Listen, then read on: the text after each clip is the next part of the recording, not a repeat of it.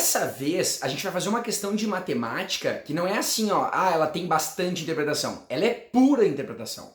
É uma questão só interpretativa, tinha que ler com muita calma e analisar o gráfico. Até por isso que essa questão vai demorar um pouquinho mais, você já deve ter visto aí no tempo do vídeo.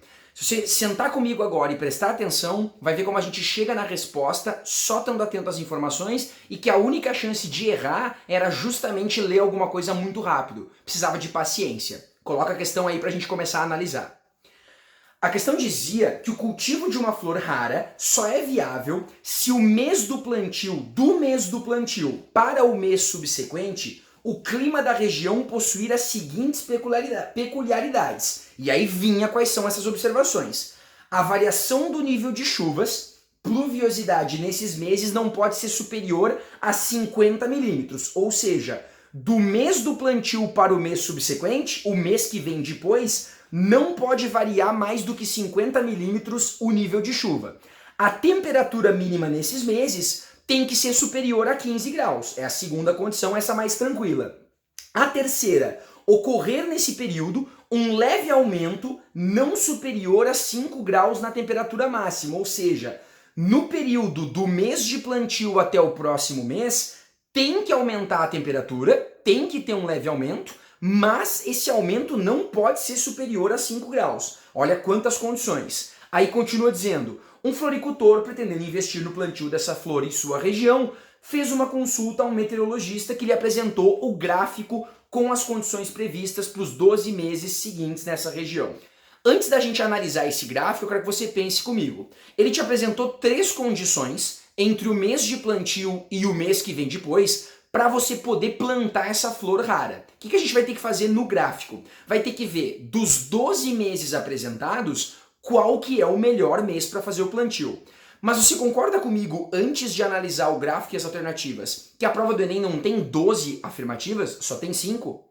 Se ela só tem 5, o que a gente vai fazer de cara nesse gráfico? A gente vai isolar nesse gráfico só os 5 meses que estão entre as afirmativas. Porque se você não precisa analisar os 12, vamos analisar só os 5 que estão entre as possibilidades. Coloca o gráfico para mim e vamos começar a fazer isso.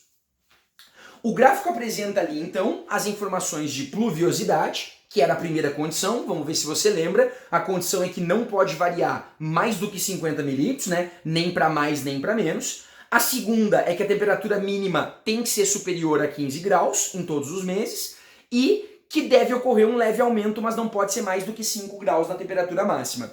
O enunciado perguntou, com base nas informações do gráfico, o floricultor verificou que poderia plantar essa flor rara, qual foi o mês escolhido para o plantio, dentre as seguintes opções: janeiro, fevereiro, agosto, novembro e dezembro. Então a gente só vai analisar a mudança de janeiro para fevereiro, porque é do mês de plantio com o próximo mês, de fevereiro para março, vai analisar de agosto para setembro, de novembro para dezembro e de dezembro para janeiro. Primeira coisa que a gente vai fazer aí, das 3 condições que ela apresentou, tem uma, que é a segunda, a temperatura máxima, a temperatura mínima não pode ser inferior a 15 graus, tem que ser superior a 15 graus. Você vai ver comigo no gráfico que todas estão dentro. Observa aí.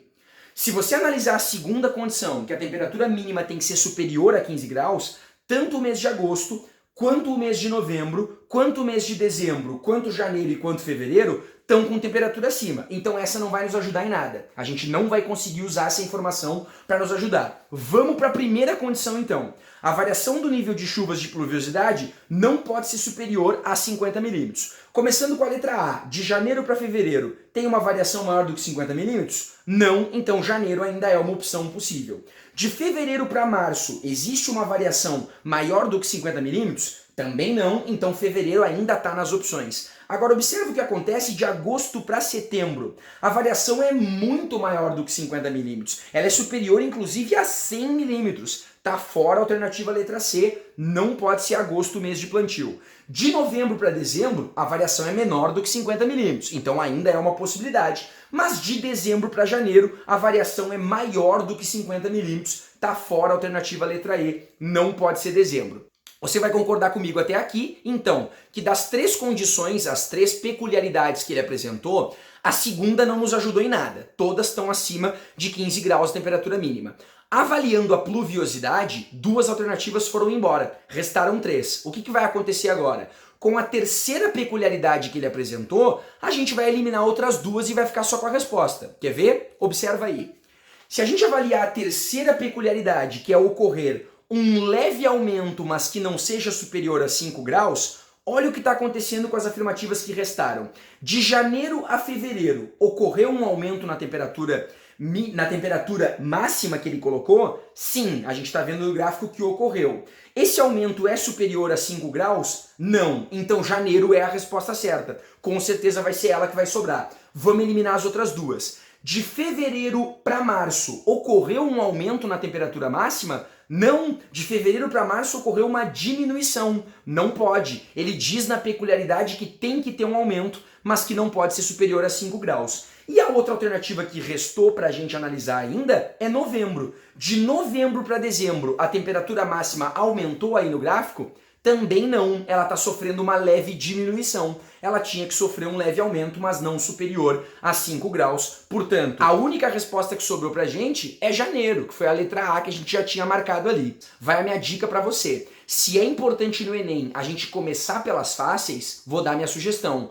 Comece por questões que tenham gráficos em qualquer área. Porque sempre que a questão envolver gráfico, ela vai estar cobrando a habilidade de interpretar esse gráfico. E isso deve ser uma questão que você precisa garantir. Se deixar para o final da tarde e estiver cansado na hora de interpretar o gráfico, pode acabar cometendo um erro exclusivamente por cansaço e não por falha de conteúdo. E aí vai prejudicar bastante a sua nota.